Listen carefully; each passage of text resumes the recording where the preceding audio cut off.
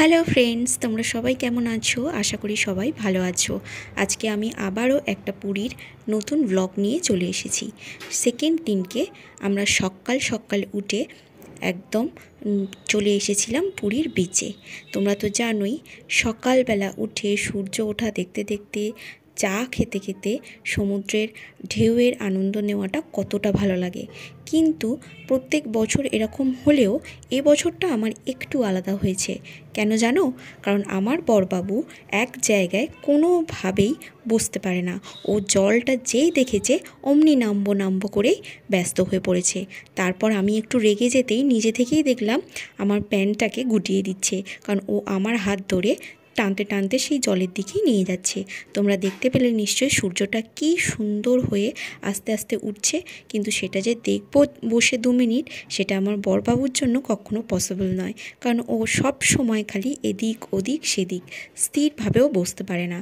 তারপরেই ও নিয়ে চলে এলো এখানে জ্যান্ত জ্যান্ত শামুক, তারপরে মাছ, কাঁকড়া, তারপরে অনেক কিছু এখানে উঠছে। দেখো জালে ওরা সমস্ত কিছু ধরে নিয়ে আসছে, এসে সঙ্গে সঙ্গে বিক্রি করছে।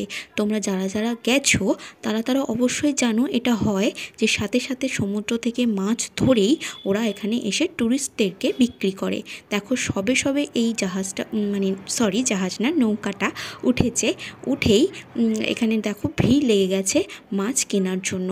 আর এখানে মাছের দাম রিজনেবল, খুব যে হাই প্রাইস বলে ওরা সেটা না, কমের মধ্যেই সুন্দর সুন্দর মাছ ওরা বিক্রি করে।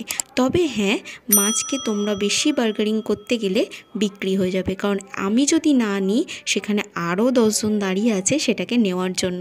একটু বার্গেনিং করতে টাইম গেলেই ব্যাস। দেখো এই সমস্ত কিছু দেখতে দেখতেই বাবু কিনে ফেলেছে হচ্ছে ভোলা মাছ। ভোলা মাছ বেশ প্রিয় আমাদের সকলেরই, আমাদের ভালো লাগে, সেই জন্য ভোলা মাছ কিনে ফেলেছে।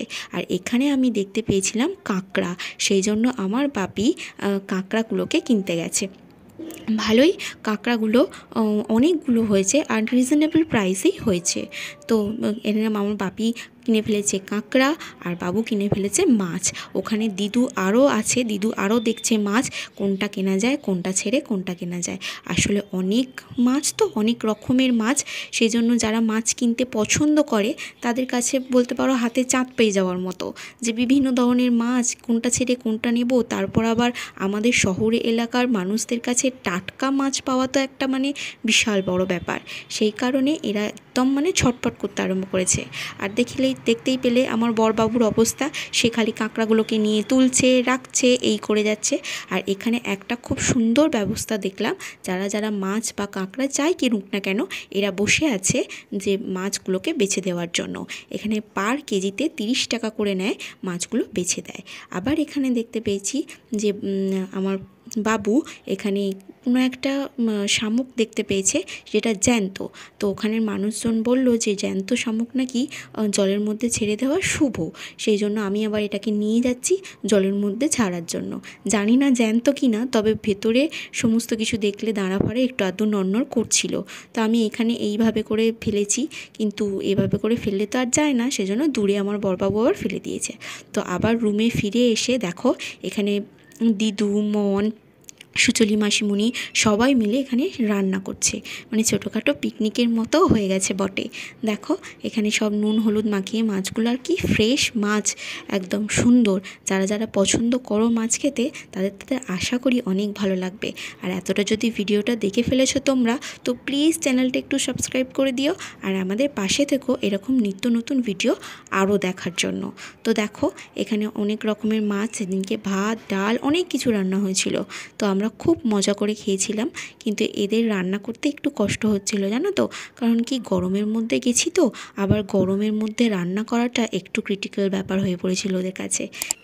এরপর সমস্ত রান্না কমপ্লিট করে বসে পড়েছিলাম খেতে। দেখো এখানে ভোলা মাছের ঝাল, কাঁকড়ার ঝাল, ডাল, ভাত, তরকারি রান্না হয়েছিল। ভিডিওটি ভালো লাগলে লাইক, শেয়ার, সাবস্ক্রাইব।